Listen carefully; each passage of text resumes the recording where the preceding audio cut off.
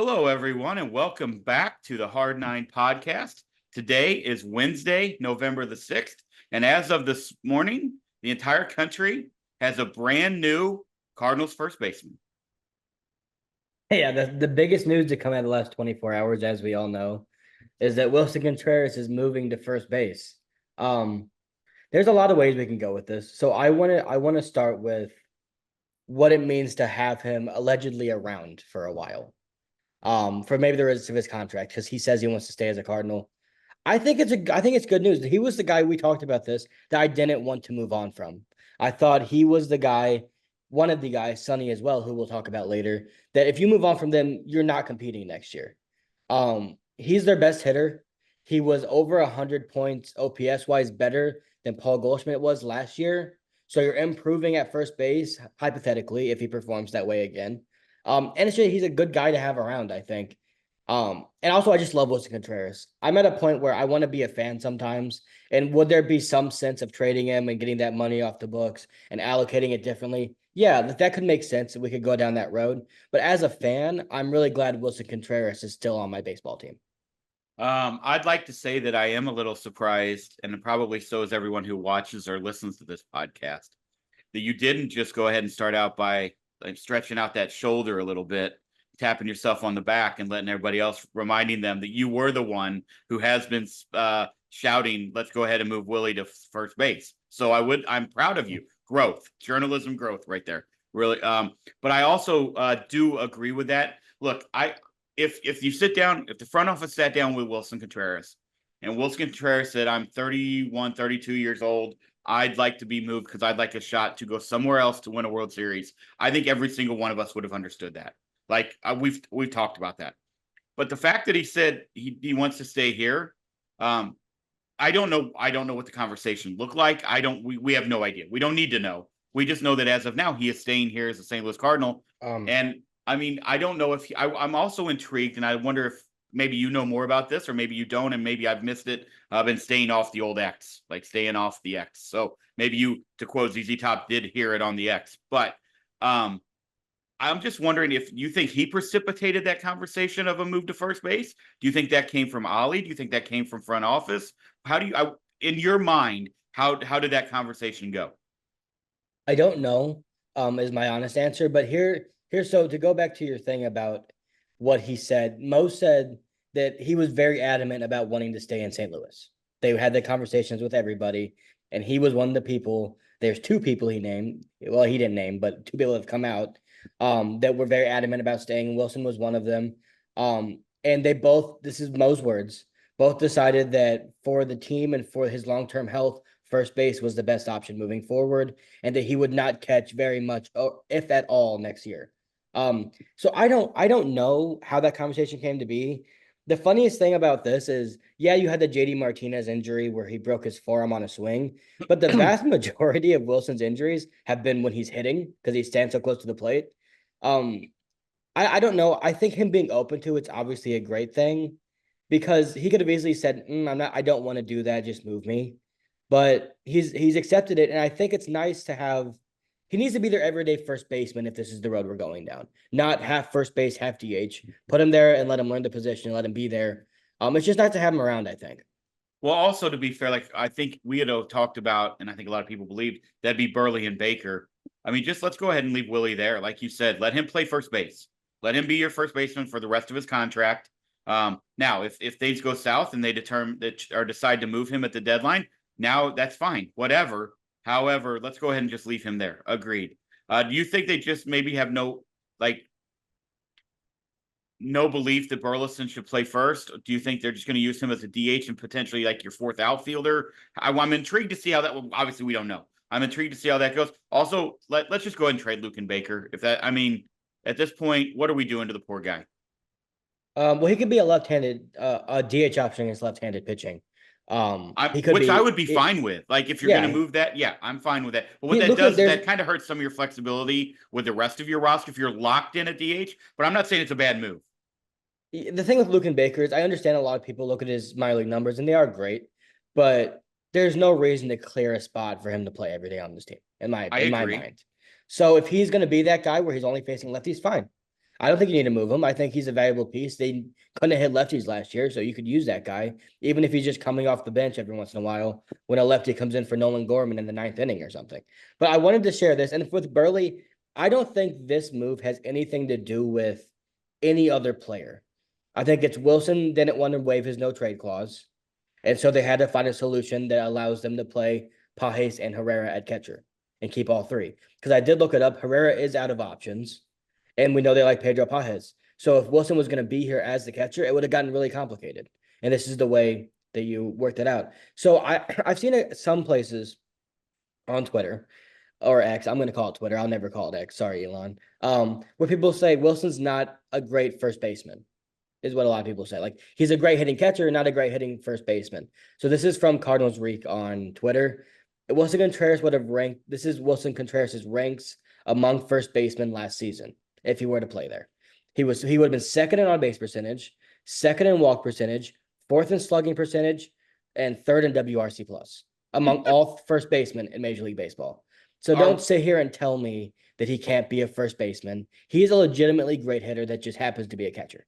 Shocker that people on X don't know what they're talking about. Some, not all, but shocker that there's a faction out there that has no clue what they're talking about, by the way. Well, did you see what Buster Olney said today? It was a joke. I only saw it. I did have, so as a hypocrite, I did hop on there because I got a notification. I don't know what it was, but I'm getting weird notifications on X now from people that I don't even follow. But I hopped on there and I just happened to see Josh Jacobs' retweet of it.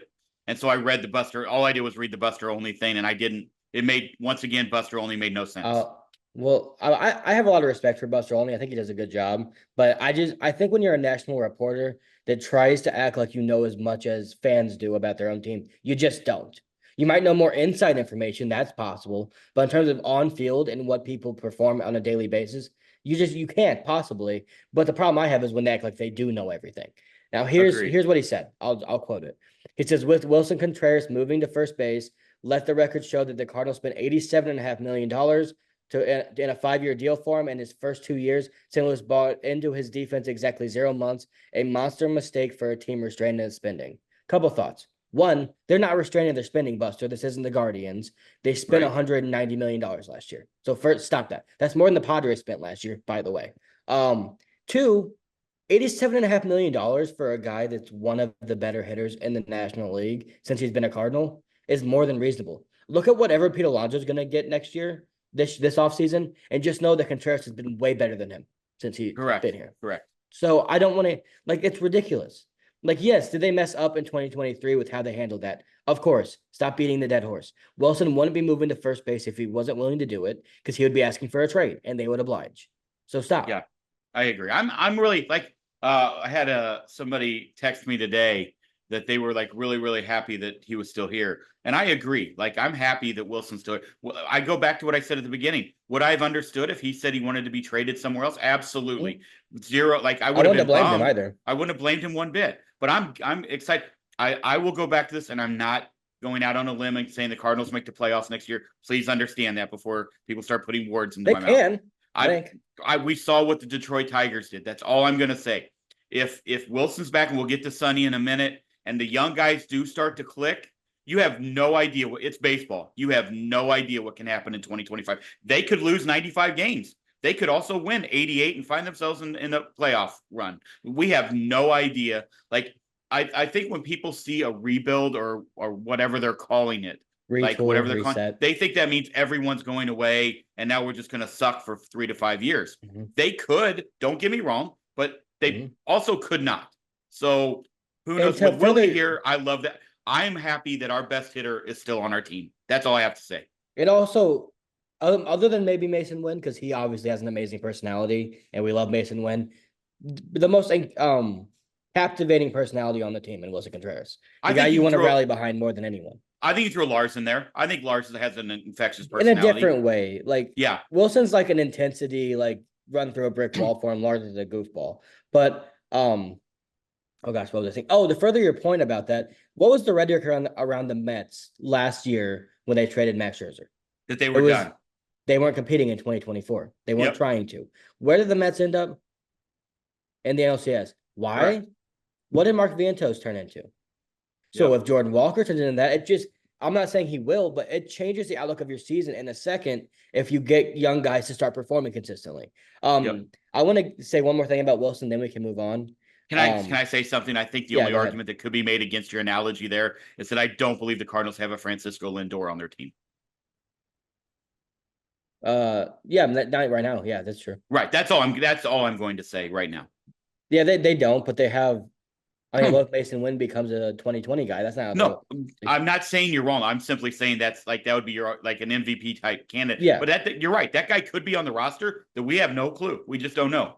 or he's not, and they have five, and they have a deeper lineup than the Mets did. Right. Either way, like it's not a perfect comparison. I just think No, there I are wasn't. teams that go into like resets, retools Right. that outperform projections the next year because guys step up and play better. It's baseball. I wasn't trying to shit on your comparison. I was simply saying before the YouTube people come at us, Yeah. which I love when they do. Keep bringing them. We love the comments. Keep those coming. Thank you all. Hit that subscribe button. Thank you so much. But before that, I just wanted to get ahead of that a little bit by saying, well, Yeah. here could be the difference. That's all I'm saying. Yeah, Lindor's amazing. Like we don't have anyone Right. like him right now. He's incredible. He's one of my favorite players in baseball. Contreras posted this on Instagram after this was announced. He said God's timing is perfect because obviously religious guy. And every single comment is people saying how that he's going to be a top 5 first baseman for the Cardinals and how he's glad he didn't leave. And he liked every single comment. So love that. The people out there, and I've seen this floating around, and I think it's ridiculous personally, but they're saying, and Jeff Jones started this, but they're saying, well, they could be doing this so he wants out of St. Louis. Couple thoughts. One, you don't have to mention that publicly to say, hey, if you're going to stay here, we're moving you to first base. That conversation can only happen privately, and he will say, I don't want to move to first base, move me. You do not have to go to the public with that. Two, if you were going to trade a catcher, I don't think it's a good idea to, when you're trying to trade that catcher that already has massive questions around whether he's a catcher, is to go out and say he's a first baseman now. We agree. That is ridiculous, guys. Come on. I'm glad I don't see this stuff anymore, by the way. Oh, and third thought, that would require the Cardinals to have some kind of foresight, and we know they don't. Like I said, I go back to this. I think it's I'm glad news. I'm glad Willson Contreras is going to be on the Cardinals in 2025. Knowing Willson, he will now spend every day probably sleeping with a first baseman's mitt. Yeah, he's going to work his ass off, I would imagine. And it sucks for him personally because I do think he made legitimate strides defensively last year that were showing positively. I think this is more about Herrera and Pages and liking what you have with those two than it is about Willson not being a good catcher. I still think he's a fine enough catcher to where he could catch 110 games if he's healthy and you'd be fine. But I think you've got to find ways to get your young guys in. And Pages and Herrera are two guys that the Cardinals really like. They should like both of them. They're both really good. And this is a way to get them in there. We also know that the Cardinals love to carry 3 catchers. So now they figured out the maneuver around it to go ahead and have 3 catchers on that roster. There's a guy on Twitter that said, I think it was Nerds on the Bat. He said the Cardinals will go to extreme lengths to keep 3 catchers on the roster. There it is. I thought that was funny. He and I agree 100%. Okay, now let's get to what this says about Willson real quick before we move on to Sonny. Just amazing team guy for him to stay here. Like he has so many, we talked about this over and over. He has so many reasons to say, get me the hell out of here as fast as possible. I'll go play center field for the Rockies. Like, get me out of here. He would have been justified if he would have thought that based off what happened in 2023, the fact that he was standing there in front of his locker after 2024 saying, we need help. And they came to him and said, we're not getting you help. It's going to be a youth movement. He said, I want to stay. I want to be here. I signed to be here. When Arenado's traded, which we'll get to later, I think he's officially going to be the guy in the clubhouse. And I'm excited for a Willson Contreras-led Cardinals team. Agreed, 100%. I want all that energy throughout my franchise. Put him in charge of the music. 1, put him in charge of the music. 2, also, you know what else I love about this? And this is just sort of my pettiness, okay? So I'm going to be petty for just a minute. I also love that it means they're not trading him. So the conspiracy theorists can't come out and say they traded him because he spoke out against the front office. I also do love that. Like, yeah. I feel a little vindicated in the fact that I knew that wasn't why they would trade him if they traded him. But that was going to be a narrative by people who wanted to make that a narrative and show that they were right. I feel very happy that that's not one. But let's go ahead and put him. We need Willie the DJ in that clubhouse. No more DJ B Craw. No, like shout out Brandon. I'm sure that was awesome. But let's go ahead and bring Willie in there and let him do his thing. I do really love the idea of having him be he'll be the face of the franchise. I mean, outside of maybe Mason Wynn, obviously, as he continues to ascend. By the way, robbed of a Gold Glove, him and Donovan both, Yeah, which sucks. But Gold Gloves are kind of whatever these days. Unfortunately, the problem with that is we say that, but those things are used when they start to talk.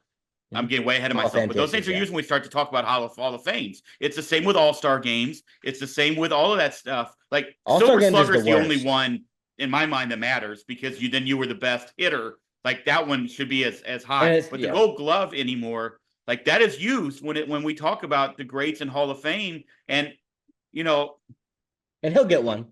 I agree, but I'm just saying, I think the general public or the baseball fans are like, oh, we get that there's a little bureaucracy and there's a little politicalness behind the Gold Glove, but that could end up, haunting somebody in the future. Yeah, and I think he'll get one eventually. He did win the Fielding Bibles Award, which I think is the person with the most defensive runs saved at the position. Great year from him. The fact that he was in the conversation and also put up really good offensive numbers, he's awesome. I love the idea of having a Willson Contreras. Like, I want the team to take on his identity, not the boring, bland identity of some of the previous stars that we've had. He's a Yadier Molina type of personality, and I want the team to follow that. Be fiery, want to win more than you want to do anything else, which is how he is. So another guy like that, let's get to Sonny Gray, because Mo didn't mention this. So apparently another guy said he wants to stay. But I guess Jesse Rogers didn't break that news, so he didn't feel like he had to actually talk about it. But Katie Woo and Derek Gould both reported Sonny Gray wants to stay in St. Louis, which leads credence to what we said last week when both of us said Gibson and Lynn both being gone might mean they're shedding salary to keep somebody else. I think it's great that he's going to be around. He was one of the guys as well that we said if he's gone, I don't think you can even have that Mets 2024 where they surprise people and make the playoffs. I don't think they could have had that if he wasn't around. So the two best free agent signings by Mosaic are still going to be around as of now, which is nice. Agreed, 100%. I did want to say, I forgot it. Sometimes the brain works as the brain works. All right. Right now, let me explain to you how my brain is working. And I want you to ponder this, and maybe someone who is smarter than me, that's a lot of people, by the way, on YouTube can answer this. So yesterday I'm at work right around noon. And the only thing that popped into my head was, what happens if a candidate is killed or dies on election day? And I can't find an answer. So I want you to think about that. I need an answer because it's been rattling around in my brain. I know the answer. There's not one. We've looked. We can't find an answer. If the votes are already cast, the vice president would become president. We know that answer. I'm saying noon, 11 a.m. Votes are already in. Votes still have to happen. That's how my mind works. I don't know. I actually thought about that too yesterday. Yeah, legitimately, that went through my head as I'm cleaning carts at the golf course yesterday. I've never in 50 years thought about that, and I hope that there's I was going to reach out to a couple of my government teacher buddies, but I haven't yet. If somebody in YouTube land knows that happened, answer, so never. We looked it up. The only person that's ever died was the guy who gave a 3-hour speech in the snow and then died 3 weeks after after he was elected or inauguration. Yeah. Either way, sorry, did not. That's how my brain works. So back to my brain with Willson Contreras. No, I wasn't trying. That's not hot topics now. That's legitimately I don't know either. Question. I don't know the answer to, and I would assume that it would just count all the votes that have already been cast as for the vice president, and then he would just be the candidate at that point. But my point is, let's say it happens. Okay, sorry. By the way, YouTube, sorry. But if it happens at 11 a.m., let's just say, in today's world, that news is getting out immediately. Do you know what? Immediately. Well, so what if you live on the West Coast and you haven't voted yet? You're not voting for a dead guy. You're probably not voting for the vice president who you don't know. That throws a wrench into the entire. That's all I'm saying. I don't know the answer. Hopefully we never have to see that happen. Agreed, 100%. But if there is an answer, I'd like to know it. I'm not reading the whole fucking Constitution. But if there is an answer, our forefathers did a pretty good job of being thorough. So I wonder if it's in there. That's all I'm saying. Anyway, back to Willson, and then let's move on to Sonny. I apologize. I wrecked all of that there for a second. But you know what else I wonder? Do you ever think, I thought about this earlier too, how good do you think Willson can be not having to worry about catching? We know how hard it is, how difficult it is. You skipped all over Sonny that I did. I said I'm coming back to Sonny. That's how it started with that's how Sorry, my brain guys. works. We'll get to him eventually. We will. But like honestly, that's how my like he could be even better when he's not having to worry about pitching stats. He's not having to worry about put the gear on and bend down. Like that's all I'm saying. He could be better, but there is a weird thing out there. He's a lot better hitting wise when he's catching than when he's DHing. Yeah, I but don't know that if could there's be if anything he's to playing that. first base too, though, because he's in the game. Like when you're It not could in the all game, be, yeah, it could all be circumstantial, by the way, as correct. well. Like those stats don't mean anything unless it's a large sample size. But yeah, I'm intrigued to see.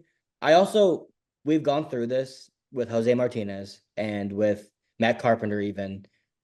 You want a good first baseman. Correct. So I Correct. hope he figures that out.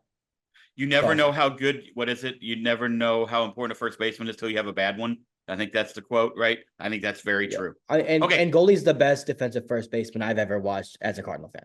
Well, I've been lucky enough to see three, and I only saw one at the very like when I was really young, so I can't even necessarily say that Keith Hernandez. Like I was young, so I he might be the best. Keith Keith might be the best of all time. But you know, when you had, I mean, when you had Albert, I mean, Jack Clark was a hitter first. He was okay, not very. He's also here at the end of his career, right? No, that was Will Clark. Yeah, well, that was Will. Sorry, Will played right field for us. McGuire was fine. Honestly, Mark McGuire was fine first base, but by the time we got him, he not as good. But Goldie then when was you had fantastic. Albert and Goldie, agreed. Goldie saved so many errors, like so many errors. He was great over there. Yes. So my apologies to Sonny Gray. We'll circle back. I'm really geeked that he's back too. It's nice to have your number one pitcher and your number one hitter back on the team when you can build around those guys. Again, I'll say the same thing with him that I said with Willson. He said, I'm 34. Is Sonny 34 maybe? I think he turns 35 next year. Yeah. I want to go to Baltimore. I want to go to, I mean, they have no trade clauses. Fill in the blank where they want to go. Mayo, that dream's right. Done. Right. There you go. Well, no, it's not because Ryan Helsley's still available. But that's true. I would have completely understood that, and I would have held zero ill will against Sonny Gray. Like none. But I'm also pumped that he said, you know, and when we talked about this last time, he's a Midwest guy. When you have family, I don't know I don't know how many young kids he has. I don't know that situation. I know that he does live in Chesterfield, right down the road from your sister, by the way. I think he bought Wayno's old house. Let's not dox him. Well, sorry, just Chesterfield. That, first of all, that's public info. You can find it if you wanted to. But either way, so I you know, he purchased a home. Like when you do that, that probably says a lot. And at his age, maybe he just is like, I'm way more worried about being comfortable with my family and them being comfortable. And hey, if we go out and win, if I go out and do my job, we might win 10 more games. Who knows? It also sets up your rotation in a way where you can say, okay, we have Sonny at the top, right? So he's our one. Whether you think he's an ace or not, don't care. He's our one. And then you say, okay, we probably have Palante and McGreevy at 4 or 5. Now, Matt's, Michaelis, that whole mess will get figured out eventually. But we have those three now, and you have Fetty in the 2-3 area. You're building an okay enough rotation to where if a Quinn Matthews comes up and it's a lot of pressure to put on him. I'm not saying he will do it, but he becomes really good immediately because it does happen sometimes. You start to fill out a rotation like, okay, it can be competitive if things go right. But you take Sonny Gray off of that and you bump everybody up and you're saying, okay, it's Fetty, Michaelis, Matz, McGravy, Palante. There's no optimism to be had here. But when you can put Sonny Gray at the top and have everybody else slide down, then you could say, okay, look, if they're in it and someone emerges, maybe Fetty reverts back to who he was in Chicago and he becomes that number 2 again. And then you can start to see the formula to how they could be better than maybe even they're predicting they will be. So here's what else I'll say. In my opinion, there was no one better on the 2024 roster to be the mentor of the young kids than Willson Contreras offensively. And I will also say, in my opinion, there was no one better on the 2024 roster to be the mentor of the young pitching staff than Sonny Gray. Now, I know that's Gibson a lot. Too. I know that's a yeah. I agree. I mean, they talked really highly about Gibson. Yeah, well, everyone has always talked very. Yeah, I just want to give him credit because I agree with that. He helped a lot of people. You know my fandom of Kyle Gibson. I have not kept that quiet for years. So yes, he's been beloved everywhere he's been. But I'm just saying, if you're not going to keep Kyle Gibson, I guess that's we kind of thought he was going to go. I'm fine with Sonny Gray being that guy because it does seem like he's okay with that role if he needs to be. Like I think he sits and talks with those guys. I think he has long conversations. He seems to be a deep thinker. I think there's a lot of that goes on. I'm happy with that. I'm really happy that Wilson's the guy that I think it's good to look at a guy. This is no shot at anybody else. I think it's really good to look at a guy who has that fire and who, will run through a wall like at any point in time, and will also let it be known that he's unhappy with things. I think that's not a bad guy to be looking up to if you're a young player. And you're a young Herrera, you're a young Pajes, you're a young Mason Wynn, you're a Walker, like fill in the blank. I think that's a good guy to have. He is, and Gray falls in that category too. He's also very fiery. So, and this isn't to disparage Goldie or Arenado at all. They did a lot of great things trying to here. do that either. Especially, no, not you. I'm what I'm about to say. Goldie, for every Goldie you have, you want one Willson Contreras to balance that out. But it's great to have a Goldie, but you need other personalities in your clubhouse. Anyway, what I was saying is when I'm imagining when Contreras and Sonny came into the clubhouse, there was probably an awareness that the culture had already kind of been set, right? They were coming into a culture. They weren't creating a culture. If Arenado's gone, which we'll get to in a second probably, but if he is gone, those two are now setting the culture. They're creating that culture because the veterans are now gone. So it's their team now. If Arenado's gone, Contreras is gone. Not Contreras, sorry, Goldschmidt. And we know that Waino, Yachty, Albert, they've been gone for a couple of years now at this point. It's their opportunity now to make this team theirs. And they have a lot of young guys that they can mold into whatever that vision is. And I think you would agree with me that Gray and Contreras are the guys that we both would like to have that control over this clubhouse. You just summed up what I said, but probably with a little more journalism and journalistic integrity. Journalism is getting a lot of heat right now, and I want to stay away from it. Okay, probably not a bad idea. probably not a bad idea. Yeah, I like I said, I'm pumped they're both back. I would have completely understood the other way. And I've had a lot of people say, well, if you're going to do a retool, trade everyone. Guys, they have no trade clauses. You can't just trade them. And you're not going to also, someone's like, well, put pressure on. You're not going to put pressure on them when they're your number one free agent signing as far as a pitcher and bad business and a hitter. It's very bad business. That's not how it works. This is fantasy baseball. Can I say something? I know actually it's a podcast. I'm going to say something.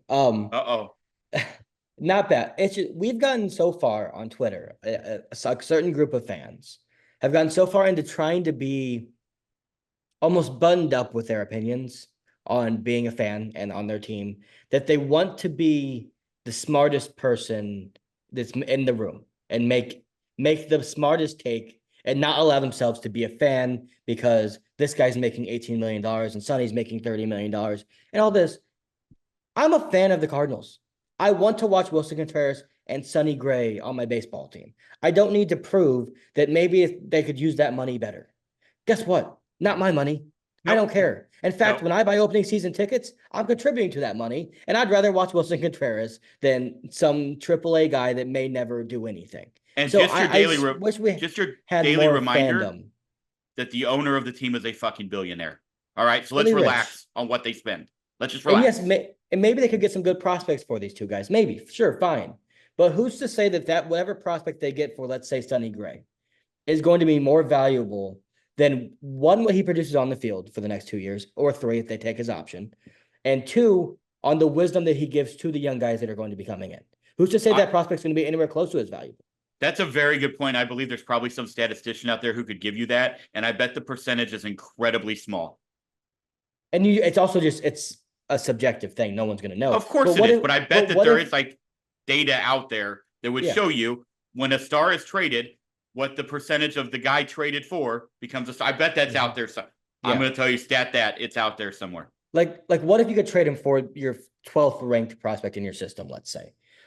But what if Quinn Matthews comes up and Sonny helps him and maybe gets him another pitch or helps him become a pro, and then Quinn Matthews becomes the guy that we're all hoping he can be, which is a middle to top of the rotation pitcher. And we might never know that Sonny Gray did that, but that might be way more valuable than if you get a pitcher that may never throw for you in the big leagues. Yeah, and the Cardinals have had those guys you go back a pretty long time. You go back when Tony got here, you had Andy Bennis and you had Stottlemyre to kind of guide the young guys. Then you got to where Chris Carpenter and Woody Williams came over in the 2000s. And then you had Waino. And then you had John Lackey and Waino. Like, they've always had those guys. To be Michael Wacha was supposed to be the next one. Correct. Yeah, absolutely. Shout out Michael Wacha, just got paid. Good for him. Yeah. $50 million. The Royals. They extended him. I thought so. So he's going to reach over $100 million in career earnings. So shout out Good for him. A lot of that's coming from the state of Missouri too. So he's making a lot of Bro money. pitched in college and then was in the pros the same year. That's unbelievable in the big leagues. Cardinals, Mike Matheny ruined his arm. Yes, So he did. thankfully he bounced back Yes, he from did. that. Yeah, I'm happy for him. But Let's I get just, like I said, to they've always had those guys. So it's good to yeah. have another one. And this, I'm not trying to shit on the guy that I continuously shit on. I don't know that Miles Michaelis is that guy. I don't know that he's not. So I'm not saying that. I think Sonny Gray can be that guy. That's all from what I've heard. I mean, having an in with the Reds pitching coach, like from what I've heard about Sonny Gray from people who know DJ very well, loves him, loves him. Yeah. Also, Sonny was the guy in his interview that said, "Hey, what pitching lab do you have? Like, what technology do you have?" And they had like none of it, and he was like, "We need to get all of this." Yeah, They're yeah, trying to build that pitching lab right yeah. now as part of this developmental shift. Who better to have around to help them do that than the guy that learned a sweeper that made him a Cy Young candidate again? Sometimes they say that the silence is deafening. There was a player that was not talked about today at all. Okay. I didn't know where you were going. I was like, and I think that says plenty. It's kind of what we've talked about on here. It's kind of been the sentiment, I believe, within Cardinal fandom and Cardinal Nation fandom. Very quiet on the Nolan Arenado front. That doesn't mean that won't come out tomorrow. All right. So please, I could look like an idiot in 24 hours, but it does feel like if that was the news that we knew, that would have been the lead news. So that's what I'm going to say. Yeah, Contreras going to first base still might have led, but yeah, it would definitely have been up there. I don't think either side benefits at all for him staying here. I really don't. And I'm not going to be a hypocrite. The same way I felt about Contreras and Sonny, if they decided that they wanted to move on, I don't blame Nolan at all. I don't. Now, did he play a part in where this organization is today? And yeah, he did. He played a part in why they didn't go farther than one round in either of his two playoff appearances here. And he wasn't very good the last 2 years. But I still don't blame him. He's a superstar past his prime, I think we could say at this point, not at the back half anymore. I think he's past it. That I don't blame him if he wants to go try and win somewhere else. Now, it will be great when the Cardinals surprisingly make the postseason next year and then bounce Arenado from the playoffs. That'd be fantastic. But if you assume I don't blame he'll be in him the at National all. League. I also think while we're on this topic, now that Wilson's staying and moving to first base, as of now, unless a surprise trade comes in later where he decides that he doesn't want to be here anymore for whatever reason, but as of now, he's staying and playing first base. It's going to create a roster crunch if he's not gone, because you need to put Gorman and Donovan at third and second, in my opinion, and then or you put Donovan in the outfield at times and let the JC play second. But if you keep Arenado, you're going to be retooling, resetting with a roster crunch and old guys taking at bats again. And that just doesn't make any sense. Keeping one of them, cool. Keep Willson, love that. But keeping Arenado at the point of his career he's in doesn't make any sense to me. Also, it seems like a lot of people were really pushing for Jordan Walker to become a first baseman when we've already seen him struggle to become an outfield, having him trying to learn a new position potentially in the offseason. Let's let him focus on playing the outfield and hit. All right. So filling that first base void that's going to be left by Paul Goldschmidt. I think also a lot of people thought, well, that's going to be Burley and Baker. I think initially it could have been, but now it's Willson Contreras. You can check that one off. We got that's locked down. Yeah. Plus we have options there in Burley and Baker and Donovan, whoever needs to play over there if there's an injury, whatever, right? So you've got options there. But I just think with Jordan Walker, let's go ahead and work with him and develop him. He's a fucking athlete. Let's go ahead and develop him and keep him in the outfield and let him focus on one spot where he's going to be for a long time and let him hit. Let's not keep moving him around different spots and telling him to learn different positions that he's never played. Get him an instructor, please. Do what? John, get him an instructor. Yes, please. That's what I was saying. Yes. John Jay, please. Yeah. Make this guy a good outfielder. I think that's probably why. Please, right? John. Like Willie, you did all you could. John, please finish off the project. But I'm excited about Jordan Walker next year. I really am. But Arenado, you didn't say anything about him. How are you feeling about Arenado? I think he's going to be traded. I truly think he's going to be traded. I don't know, and the reason I don't know, and I don't know if there needs the domino by the name which what I was going to talk about later. We can talk about now. Name Juan Soto has to fall first because the report came out today that Mookie Betts is moving back to the infield. So everyone in the baseball world said, "Well, we know who's playing right field next year for the Dodgers." Right. So I think don't think that's going to happen at all. Don't think that's, by the way, evidently successful wrist surgery. We're glad to hear that from Ohtani. Shoulder. I thought it was wrist. Labrum. I thought I read Left Oh, late. labrum. Okay, my apologies. All right. Either way, Yeah. evidently went well. So that's Yeah. good. Good. Um, but that's number one with the Soto first stuff. I mean the Dodgers make the most sense, right? I mean, I know a lot of people have been calling Houston. If Bregman goes somewhere else, I think that makes Oh, you're sense. talking about Arenado. I thought you were talking about Juan Soto. I was like, we're going to No, no, no, Houston no, no, now. no, no. But the brain works as the brain works. Brett, I know about Nolan. Houston's a good So one. yeah, I think so. And here's why it's a good one because of the Crawford boxes. And you could just tell Nolan, I want you to pull every baseball that comes to you. But don't you think that just all depends on what Alex Bregman decides? Because I did read today from an Astros beat, I think it's from one of the Astros beat writers, that they are like potentially looking into bringing Bregman back. I don't know if they will. I'm just saying I think if they He's a don't, Boris guy, so you never then know. Nolan But I Arenado is a know potential there. Altuve also a Boris guy. He's like the only Boris guy that just signs extensions because he loves Houston. Yes. He is very. I know he's fighting very hard to keep Bregman from what I've read, because of course you'd want to keep that guy around. He's a winner, and he's gonna go down as top 10 player in Astros history probably for what he's done there. Um, I don't know. I also heard Goldie might go to first base. For Houston. Well, he plays first base, Caleb. He's not Sorry, moving. I meant I know. I meant he might go to That, by Houston. the way, that wouldn't like they thought Abreu was going to be the guy. He obviously I was are they, not. do you think they're gonna have a little bit of not to use this lightly, but PTSD from Jose Abreu being an old first baseman they signed to a 3-year contract? I don't. I don't think so. I don't That know really though. I didn't don't know work that out answer. because you're going from an old former MVP to an old former MVP. I think Baltimore would have been on my Goldie list as well, but I think they No, just that's a re-upped Mountcastle, disaster. right? So I don't see that That's a happening. disaster. Well, they also have Kobe Mayo. That would be a disaster because have you seen that left field wall? Yes, yeah, yes. I'm just saying. I think that would have been a spot that would be looking. Kobe Mayo, they're not gonna do that. Yeah, yeah. That's gonna be interesting. I'm gonna be interesting to see. I think the Soto Do you thing. think I we're gonna mean, Steve hear? Cohen said, "I'm willing. I'm not going to be outbid." So that's Did he say also out that? there. I think I read. Yeah, I read something to that Well, effect. I could have been paraphrasing, but before we get to Soto, because I do want to we can talk about that for a second, because that is obviously the biggest story in baseball over the next couple of months. Do you think we're gonna hear that Arenado officially requested a trade at any point this offseason? Or you think it's just gonna be, oh, he's traded, there he goes? I think it'll be, oh, he's traded. There he goes. I don't. I think we'll know. Okay, all right. Because there's gonna be too many rumblings of that. I don't know if he's ever gonna formally request a trade like he did in Colorado, where he said, get me the hell out of here. But I do think we'll hear that he prefers to go elsewhere, if Yeah, that's what I mean, LA happens. makes a lot of sense. Like it just does. It just does. I just think we don't know But if yet. they're in on Juan Soto, then they're not taking Yeah, on Nolan's money. and if when you tell me that Mookie Betts is moving back, he's going to move to play second base, right? Like he's not playing. Tommy Edmonds going to play shortstop. And they got So Miguel Rojas back. So bingo. What? So Gavin Luck's probably on the block, I would assume. maybe. You never And you know. got He Max played center Muncy. fiddle a I bit. wonder what Max Muncy's contract looks like.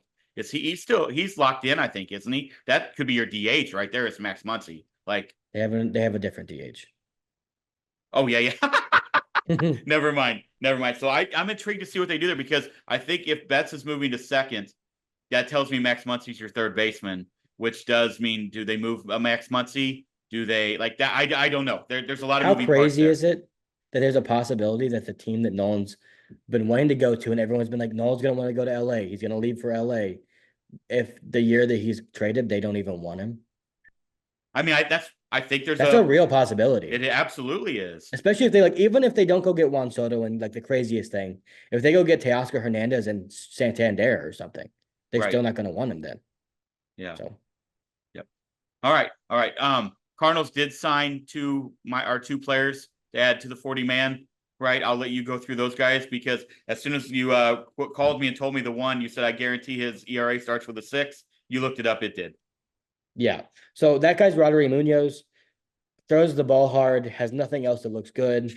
Um, Hopefully they see something in something of his pitches that they can change. I don't know. He was a starter for the Marlins. Maybe they're thinking he could be a better reliever. I don't know. It's kind of a nothing burger to me until maybe he proves to be better than we thought.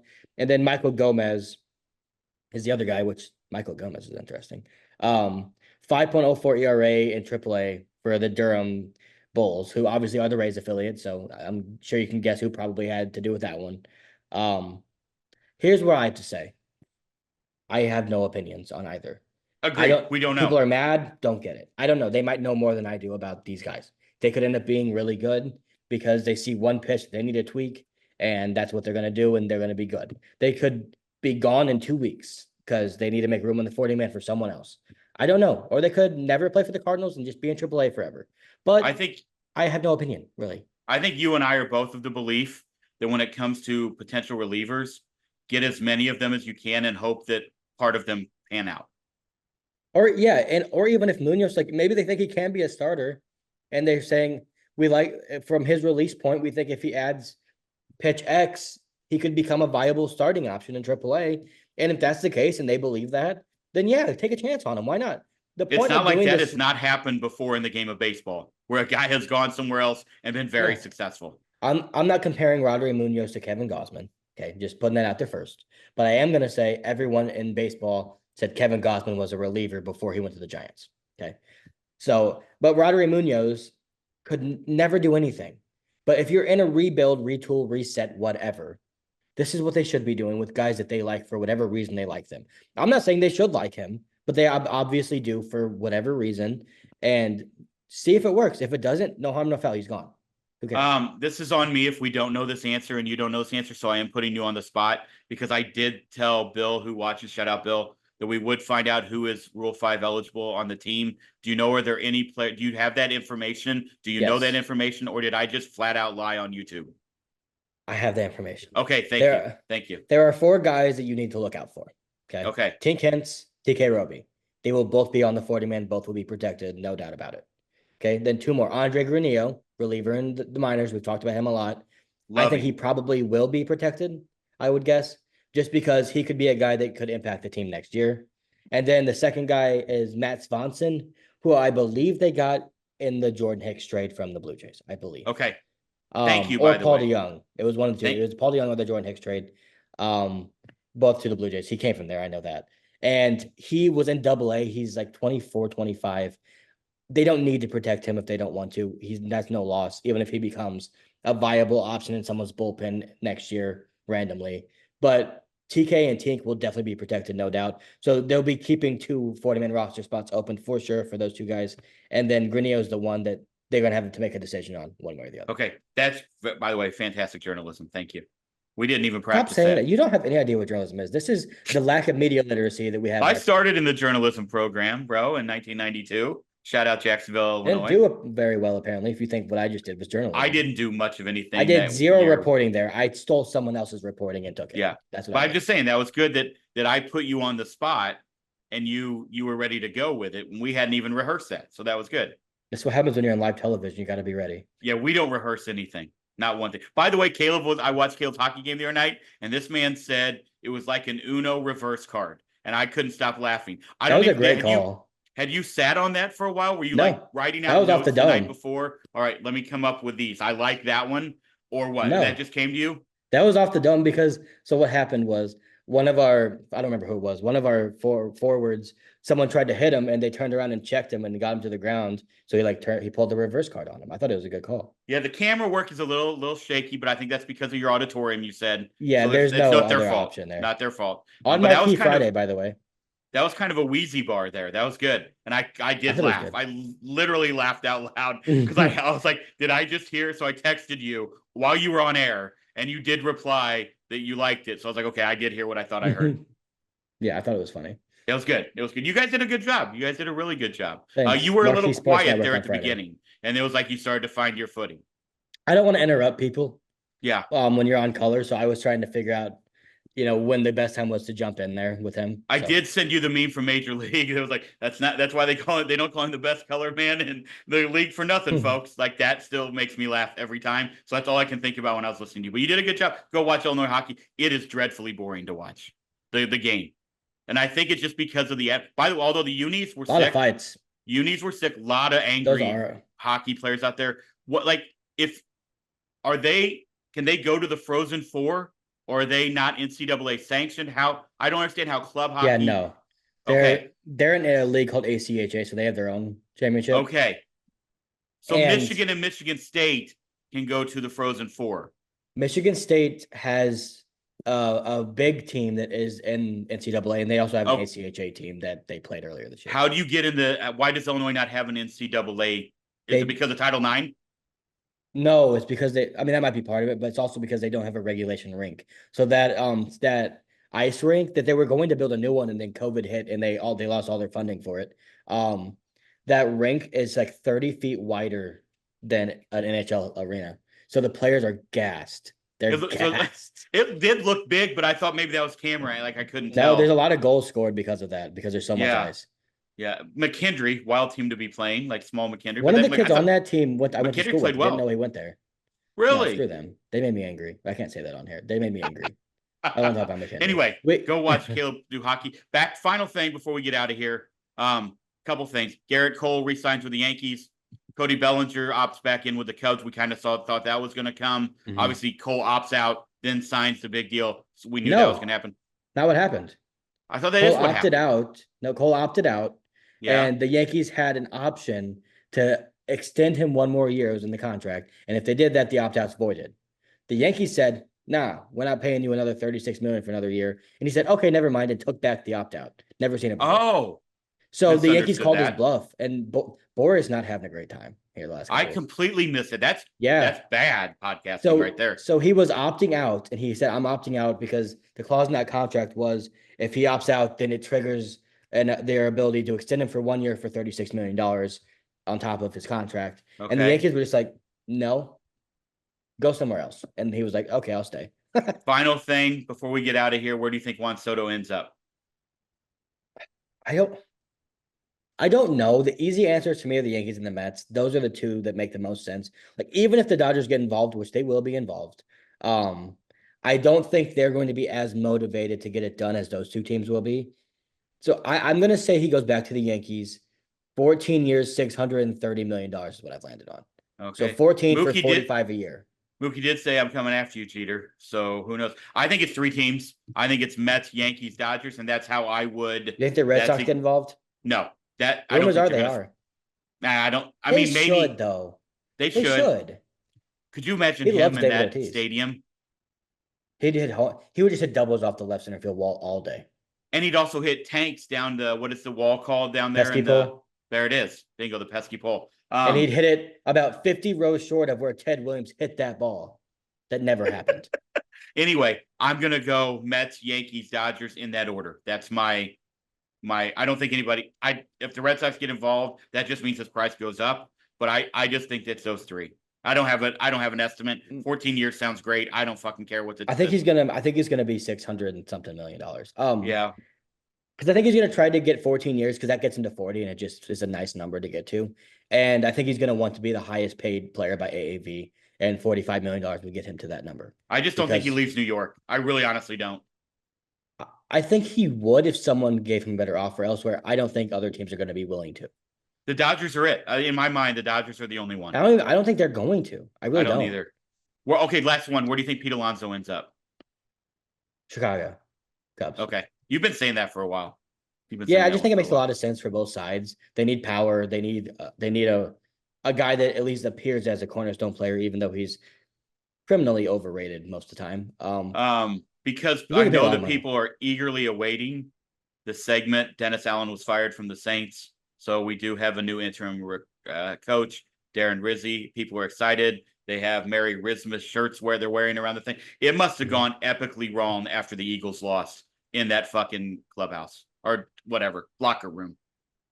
The Eagles lost? Yeah, that's what I've been here. Yeah, that's what I can piece things together from the people I talked to at the golf course. Yeah, I think that's where it really hit the fan.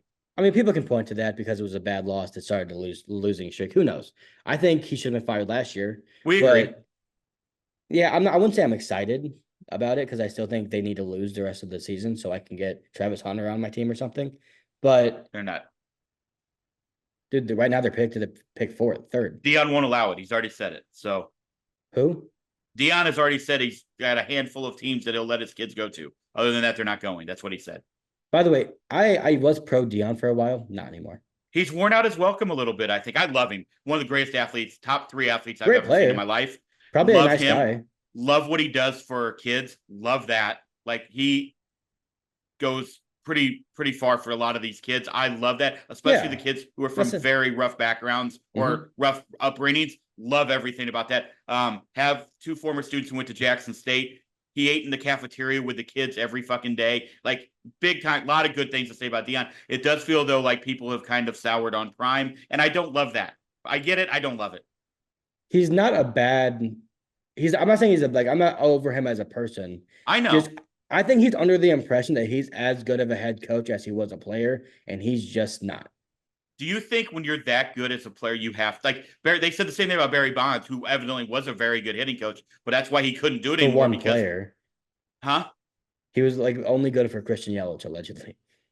Well, maybe I don't know. I've That's heard what. like Real Muto. I thought was the one also talking about him as well, but Yeah, I mean, I don't know. There's a I reason just guys wonder that are if as great when as you're him don't go into coaching. I just wonder if when you're that good of a player, if that you have to keep that edge as a coach to I don't know. I don't know the answer to try to motivate. I don't know. There's a legitimate argument that Dion's like the greatest skill player we've ever seen, just because he was a cornerback and a wide receiver, and he was amazing at both. Um, and I think he's just fallen in love with skill players. Like, get an offensive lineman and a defensive lineman. Yeah. Like, And you played got to win center in the field trenches. in the You big have to leagues, by win the it. way. You have to win in the trenches, or you're screwed. And he hasn't Yeah. learned that lesson yet. Yep. Yeah. And Anyway, just when we thought we were done, here we are back for a brand new day. As you can tell, we have natural light out here. Things are different. Did wear the same shirt, but we have news. We have fucking news for the St. Louis Cardinals, and that is there is a new TV deal. yeah, back in bed with the people that have gone bankrupt and not paid them as much as they were expecting. So as we know, if you're a Blues fan, you know this because you've probably been following it. Bally Sports has turned into FanDuel Sports Network, and the Cardinals are reaching a multi-year agreement with there's no term on it yet. They haven't released that publicly how long it is. Um, and with that deal, the Cardinals are still going to get a 23% reduction from what they were expecting originally in 2025. So they're losing $17 million. Uh, Um, great.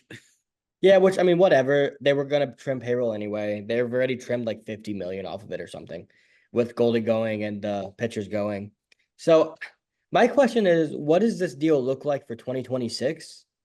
And is it going to be another 20% below what you were getting 2 years ago? And if so, why did you sign it? Yeah, if so, FanDuel Sports has been around now for what, a couple years, maybe a year. I don't know. FanDuel Shams was Sports on. Network is like a month old. Okay, so what was Shams was on just FanDuel TV? Yeah, I think they sponsor people, and I think they did, but Because I FanDuel have bought, that. I have FanDuel TV and I've had it on yeah, the system I have that I'm not probably supposed to have. I have that. But maybe they I just had that already, but maybe they just expanded. But FanDuel Sports Network is new. That was them taking over Valley Sports Network. okay, so it's not the same as that's where I was trying to draw the line. Was this the same? Like they're just expanding? Whatever. Maybe, I FanDuel, don't know. by the way, FanDuel's making so much money they can do essentially probably And whatever they want. and I'm going to guess that it's not a coincidence that the Cardinals got back in bed with FanDuel Sports Network, 2 days after sports betting was legalized in Missouri. Yes, we agree 100%.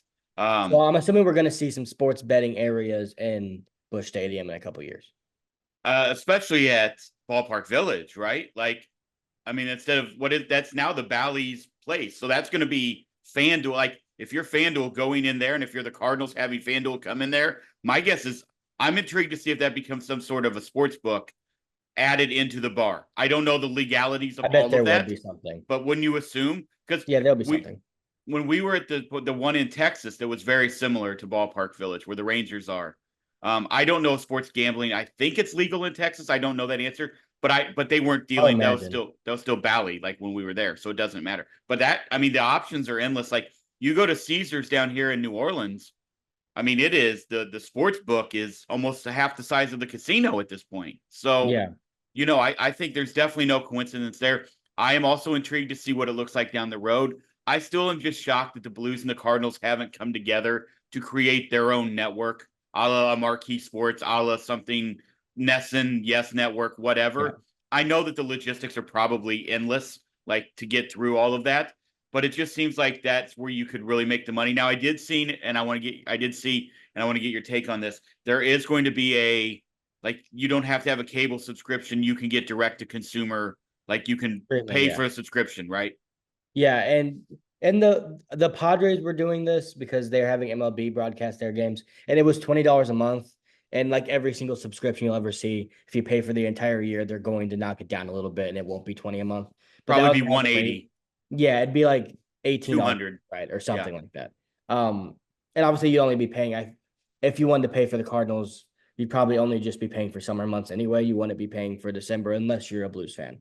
I would So the guess. Blues do that already? I'm asking because I No, I don't have. think so. Okay, I I'm didn't not understand sure. that either. It's all very new, but that's a good thing. I'm intrigued to see if they're going to allow people to buy this direct to consumer thing out of market. Like, is MLB going to allow them to do that? Because if they do that, they won't be subscribing to MLB TV. I don't know the answer. Yeah, I don't either. I don't know. Like that's what I'm saying. I just wonder what the logistics are for everything. Just seems like the Cardinals could have got ahead of this 10 years ago, 15 years ago, when people were I mean, they signed a like record-breaking deal at the time, though. Like they they signed did. $1 billion. Like obviously, and for the majority of it, like yeah, it went to shit the last couple of years. But for the majority of that 15-year contract they signed, they were getting paid well above market rate, like what they would Yeah. have got paid anywhere else. Um, so I don't know. I think it's good news that there's certainty, and we don't have to hear them whine about the uncertainty anymore. But I have a feeling, and he also said in this is all from Derek Gould's piece. Go read it. He's the one that knows everything about this stuff. I know like next to nothing about the logistics of television, and the networks, but that they put some safety nets in the contract that were like, hey, if you don't figure out your bankruptcy or you keep going under and you're gonna miss payments again, they can pull out of the deal. Okay. Which is smart by them. Like good, thank God. They should have had that in the original deal and this one that happened. But I don't know, like if they're going, if this is, let's say this is through 2028, hypothetically, and every year you're making 70 to 80 million dollars, where before you were making upwards of 90, 95. That doesn't seem like a good strategy when if you invested in your own network, whether you want to include the Blues or not, because the Blues aren't as big of a draw as the Cardinals, obviously, for that network they would be having. If you just invest in it and said we're going to lose money for a year, they're cutting payroll anyway. I wonder how much more they'd be making in 2 years if their team's good again and they have a direct to consumer thing that they own fully. I don't know that answer. I mean, obviously, it feels like there's probably people in there. Maybe there's not. From what we learned about the development at the minor leagues, there might not be someone in the Cardinals organization who is It's on top of built. that. It's built with the third. It's his Well, then business. that could be a problem. So, Well, he's pretty good at it, to be fair. Like he did sign them that deal. Um, so I don't know, but yeah, I don't know the answer either. It is good if Cardinal fans can get it. They're not going to be happy that it's not part of their cable subscription they're already paying it can. for. It is. It is. Well, hold on. But the question is, it's like, is it this going to be carried? Because what I know about Bally's, it's not on half the Yeah. things you pay for, or not half, 75%. What I imagine is it will be on everything it's already on. So Spectrum, I believe. No, not Spectrum. What's the one that Grandma has? Spectrum. We used to be Charter. Yeah. So it's on that, and it's That's on it. some of those. It's But not on DirecTV. hold It's not on. on Now YouTube there are people that TV. are paying for cable and paying for MLB TV to watch the Cardinals that will only have to spend $20 a month instead of what were you paying for cable? $300 a month or more? I guess my point is, if I like, a lot of people have switched over to YouTube TV, especially sports fans, because if you are a sports fan, hands down, especially for football and college basketball and basketball, the best, because it's got the NBA TV, it's got NFL TV, it has every college game you could ever imagine. Like go on there on Saturday. There's 48 games. You have every network, but they don't have Bally. And I think like so then that's FanDuel. another price, huh? FanDuel now. FanDuel. They don't have now. Maybe they will. Maybe that's in the negotiations. I don't know that answer. Maybe now there's more clarity with FanDuel taking over. Those negotiations with the TV deals Probably could not. get done. I don't think they will. But regardless, it's a good thing to give fans who have not been able to watch the Cardinals, and a lot of them were paying for networks anyway that you can't watch the Cardinals, to have an option to pay $20 a month. That's not a crazy ask, I don't think. I know some people probably can't afford it, and I get it, but that's still like that's at least reasonable. If it comes out that it's 50 or something crazy, I'll change my tune. It shouldn't be more than $1 a game. That'd be ridiculous. But Yeah, I think it's reasonable for people like you and I to say that. But I yeah, think for people my parents' age and the generation who has grown up with watching free Cardinal games and who don't need another it's place never to been have to go free. to on, hold on, they don't need another place to have to go to on their remote. I think that's where it sometimes becomes cumbersome for other people who are lifelong Cardinal fans. That's all I'm Look, saying. well, those people who are used to that are still going to have the channel on their TV. And the people that don't have the channel on their TV that are going to have to pay for this now actually have a way to watch the games when they didn't before. If you have Spectrum, right? Not everybody has Spectrum. That's Yeah, all but I'm I'm saying saying. like you're saying people are going to be angry about this because they've been watching Cardinal games for free. First off, they haven't. They've been paying for cable. And second You off, know what I mean? It's been part of their cable is cable package. ridiculous. Like I don't. This might allow people to Yeah, stop paying for cable. But correct. those people that like you're talking about, they're going to have to find another app to watch Cardinal games. Weren't able to watch them before. So now at least they have the Yeah. option. Yeah, that is correct. I mean, it's a step in the right direction. At least there's some clarity. I think we always like clarity, and I think that's something good. Have they said anything about as far as announcers goes? I assume they won't come in and change any of that. I would Everyone's assume coming that's back. all going to stay the same. Yeah, I mean, I haven't heard anything, but I would assume it's Chip, Brad, and Jim Hayes again. Like there's no That reason would be to. my guess as well. I hope And Jim so. Edmonds as well. I would guess would be Yeah. on it. Yep. So yeah, I Okay. don't think that'll change. I think it'll be very Yeah. similar. It does kind of suck because I do think they had an opportunity to kind of set themselves up better and have more control over their how much money they're making. Because we all know the Cardinals draw. The reason FanDuel even wanted to do this deal, they let Milwaukee walk, they let I believe the Twins walk and the Rangers walk, is because the Cardinals draw all over the country more Right. than anybody else, more than any team at that market size at least. And I think they've kind of been getting taken advantage of in terms of not making as much as they could because of the viewership they draw, and they just didn't take advantage of that. And I didn't read Gould's article. I just read like the main article that was put out by the Cardinals, but I didn't read his. Was there any? Do they know when terms are going to come out? Like when will we know what the card, like what the money coming in, what the money going out, what it's going to look like, or will we? I mean, who we'll knows? know, but it'll be whenever he finds it out. Yeah. So All I'm right. assuming he'll ask somebody, and they'll probably tell him at I some just point. didn't know if that's going to come out down the road or in the next couple of days. Like who knows? And I mean, no, I'm assuming none of them even know when that's going to come Okay. out. Well, So like I said, the more Cardinal news, that's good. yep. So that's why we came back here, just so I didn't want to have to like wait 6 days and then discuss it because I don't. Yeah. It's whatever. Like So it's we'll find out more terms as soon as you post a podcast. You know that. that's fine, and we were not coming back on here. I'm So not coming back. I got stuff going on this weekend. I'm just glad that they can't use that as an excuse anymore. I get they're losing $17 million, but I don't want to hear uncertainty anymore. Now you have Yeah. certainty. Shut up about Yep. it. I agree. All right. Good. Sign Juan Good. Soto now, I think. Right? Glad we came back. You think they can sign Soto now? Doubt it. Hmm. Doubt it. Oh, did you? Oh, by the way, last thing. Did you see the other guy from Japan? When the news comes out on him in the next 48 hours? Brokey? Yeah. Yeah. So if he comes over, he's just gonna make the Dodgers better. Great. Like I'm so excited. All right. Okay. Or the Mets. No, he's gonna go no because he's gonna be this. We can do this quickly. He's gonna be one of the ones like Otani when Otani came over and he came into like a rookie level contract. So he'll come over and he'll be like basically signing an international free agent. So you're using your international free agent money. You're not doing what Yamamoto did, which is wait until he was eligible to come over and sign a massive contract. That's why what Otani did was such breaking news because he came over 2 years before and lost honestly a lot of money, but he ended up making that back with the $700 million contract. Sure. But that's what Roki's going to be doing. So whoever he comes over to, he's going to go through the arbitration system and everything. So if people are like, well, Cohen's going to give him whatever, he can't. There's a max Okay. that you can give him. Okay.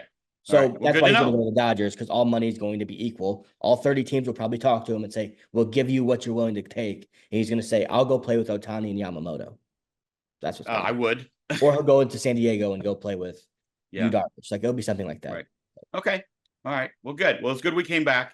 I'm glad we got to finish up that way. Thank you all for hanging with us. We greatly appreciate you. Hit that subscribe button before we close this out. Have a fantastic weekend. Take care of each other. We'll talk to you soon. Go Cards.